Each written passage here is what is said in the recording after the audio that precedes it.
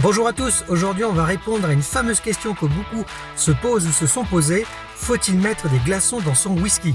La réponse est non, absolument pas. Surtout pas.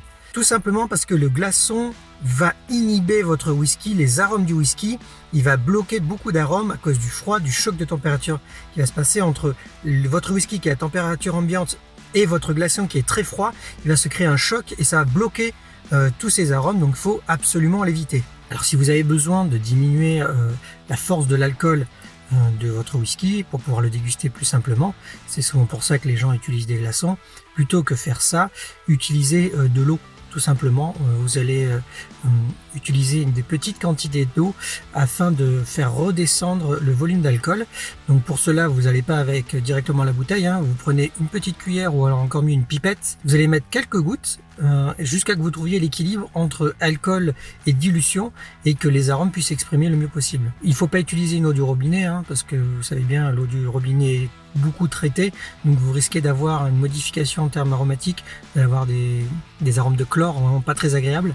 Donc utilisez plutôt une eau minérale comme la Volvic, hein, si vous n'avez rien d'autre, ou encore mieux une eau la plus pure possible. Il existe des eaux spécifiques pour la dégustation, comme je vous ai déjà présenté la Glenlivet, qui sont vraiment des eaux très pures et du coup qui ne vont pas modifier le goût ou l'odeur du whisky, qui vous permet comme ça de faire une dégustation qui soit vraiment uniquement sur le whisky et non pas une altération liée au produit que vous avez rajouté. Si vous avez besoin cependant, parce que vous appréciez ça, de déguster un whisky qui soit plus frais, vous avez deux solutions.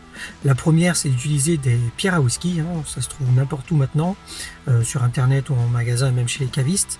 Donc ce sont souvent des pierres en granit qu'on va mettre au congélateur et qui du coup vont se refroidir, et quand on va les mettre dans votre whisky, ça va petit à petit le refroidir, mais vous n'allez pas avoir cette dilution de l'eau qui va un peu gâcher votre whisky, et il va y avoir moins de choc de température parce que le granit a une température qui descend moins par rapport au glaçon, donc vous avez moins ce choc et surtout il va se réchauffer petit à petit et libérer comme ça son froid et en même temps ne pas inhiber trop les arômes.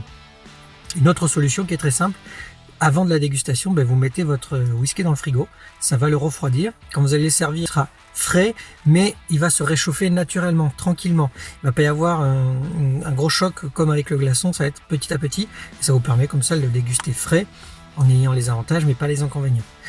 Le mieux quand même, pour moi, hein, ça reste de le déguster à température ambiante. Donc voilà, vous le servir un petit peu avant, hein, vous savez, on ne boit pas un whisky tout de suite, on le met dans son verre, on le laisse un peu s'exprimer, s'aérer, et ensuite vous le dégustez. Et vous passez un bon moment. Voilà, je vous ai à peu près tout dit sur la dégustation avec un glaçon ou non. Donc vous savez que maintenant les glaçons c'est à prohiber au maximum. Bien entendu, si vous voulez vous faire un petit plaisir en utilisant absolument des glaçons, évitez dans ce cas de mettre des whisky de qualité, hein, parce que vous allez gâcher le whisky. Et si c'est pour faire un whisky coca, là vous prenez ce que vous voulez, sauf des bons whisky. Dans tous les cas, ça va tuer le whisky, donc allez-y. Par contre, petit conseil, si vous avez envie de tester des choses un peu originales en dégustation de whisky, ne vous arrêtez pas au coca, hein, qui est quand même un arôme qui est très fort et du coup va totalement cacher les arômes du whisky. Utilisez de l'eau, comme on l'a vu, de l'eau gazeuse, ça se fait beaucoup, de l'eau de seltz, comme ça se faisait à l'époque, hein. Donc c'est de l'eau pure qu'on met dans un siphon, dans lequel on a du gaz, et on va éjecter en appuyant sur le siphon, et ça va éjecter donc l'eau gazeuse dans le verre.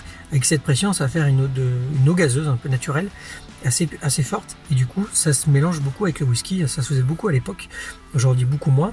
Donc vous avez la possibilité de faire ça donc avec ça. Vous avez aussi la possibilité, ça se fait beaucoup en Asie, de le boire avec du thé vert, bien sûr du thé vert pas sucré, hein, mais de mélanger le thé vert à du whisky. J'ai déjà testé, c'est pas inintéressant, et ça permet comme ça de déguster un whisky, ou alors quand vous faites un repas, d'allonger votre whisky pour qu'il dure plus longtemps, parce que sinon pur ça devient vite très fort. Et vous avez aussi la possibilité de faire ça avec de l'eau de coco. Là, c'est beaucoup plus surprenant. Moi, particulièrement, j'ai moyennement aimé, mais je sais qu'il y en a qui ont aimé. Donc, à essayer de l'eau de coco, bien entendu, naturelle, hein, pas sucrée, et que vous allez mélanger comme ça votre whisky pour le réduire, hein, tout simplement. Je vous ai pas dit, hein, mais les dégustateurs professionnels, ils ne boivent que très rarement les whiskies à leur degré naturel. En sortie de bouteille, ils vont souvent le réduire justement pour faire ressortir vraiment beaucoup plus les arômes, hein, parce que baisser le volume d'alcool, ça aide à faire ressortir certains arômes qui ont besoin un peu d'avoir ce choc moléculaire pour que les arômes s'expriment. Donc l'eau, ce n'est pas du tout un ennemi pour le whisky, au contraire. Hein. Sachez qu'en Écosse, par exemple, qui sont quand même les spécialistes du whisky, eux, ils accompagnent souvent le whisky d'eau. Ils allongent leur whisky avec de l'eau pour justement que les arômes du whisky puissent se développer et qu'on n'ait pas cette puissance uniquement au niveau de l'alcool qui s'exprime, mais qui est aussi les arômes avant tout qui s'expriment. Donc n'ayez pas peur de l'eau, il faut juste y aller avec parcimonie. Utilisez une petite cuillère ou alors la fameuse pipette, c'est ce qu'il y a de mieux. Et vous allez tester comme ça goutte par goutte et regoûter pour savoir quel est le bon équilibre. Voilà, j'espère que tous ces conseils vous auront été utiles. Vous connaissez la routine habituelle. Hein. Si vous avez aimé cette vidéo et si vous voulez m'encourager dans les prochaines vidéos, mais vous allez mettre un petit pouce bleu qui va nous permettre comme ça de faire remonter un peu dans les différents lieux où on stocke les vidéos, notamment YouTube, de nous rejoindre, de s'abonner hein, si vous aimez et vous voulez continuer à recevoir des informations et un partage hein, qui permet comme ça de développer notre communauté autour de ce whisky et de nos vidéos. Merci à tous et à très bientôt pour la prochaine vidéo. Ciao!